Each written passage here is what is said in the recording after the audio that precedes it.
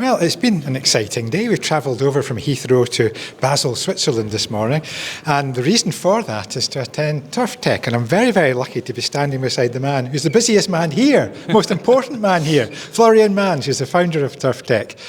How's it gone so far? It's going actually very great. I have to say I'm definitely not the most important man here, but this is dedicated to the groundsmen and groundswomen that put in the work every day. But it's definitely something. We had a great turn-up. There are a lot of clubs coming. We have, I think, 65 clubs. There were 70 clubs registered, and I think 65 already came. It's amazing. It's a great journey. It's a second edition, and couldn't be happier. Well, Florian, for the second edition, to have got to where you have got, with the quality of delegate that's here, it says an awful lot for the level of preparation and the work you've put in before you got here. Yeah, so we actually started, the last edition was 10 months ago, just 10 months ago, and we started preparations and getting some sponsorships and partnerships going about 4 or 5 months ago. Last year we started preparing like 3 months before.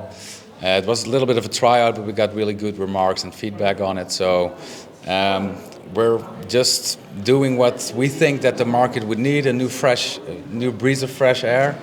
And it's the most international turf management event ever in the industry. So it's only the second edition. So we couldn't be happier. Well, I know you mentioned it with your opening remarks a little while ago, but can you just go over a little, why did you come up with TurfTech? I think the image of groundsmen and groundswomen is just too often be left behind.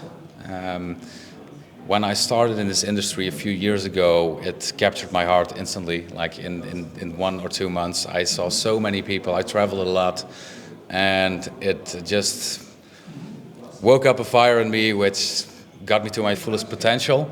And I love what the guys and girls are doing in this industry, and we wanted to dedicate it to them and put them on a pedestal for a day or two and give them the room to do the presentations, tell about their stories, about working with low budgets and very high expectations, but also working with high budgets and very big crews to take care of course, and manage, which is also a really big deal.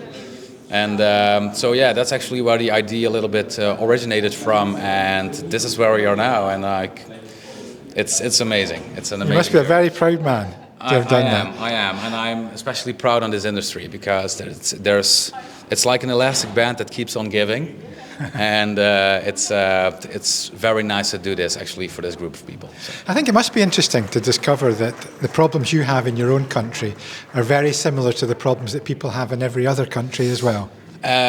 Yeah, of course. We actually tried with this program to have it as geographically widespread as possible. So we have people from Croatia, from Spain, from the UK, from Denmark, and I think there are a lot of the same problems going on, but everybody treats it a little bit differently, and that's the reason why we give them a stage, because it's the knowledge sharing that brings a higher level of pitches in the future, and that's what we try to accomplish. So. Well, ironically, the first and only talk I've gone through so far since I've got here was Stephen Thomas from my home country of Scotland. Yeah. So I was able to understand him. He did say that other people may not be able to understand him. I think he did very, very well.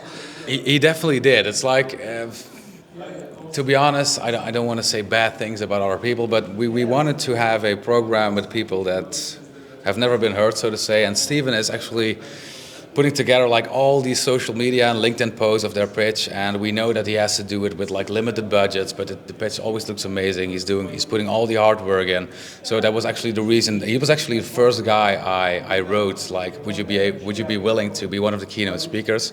He couldn't really believe like, why are you asking me? But I've been following him for over a year now, and all the content that he brings to the table on socials is just amazing, and just hats off to him.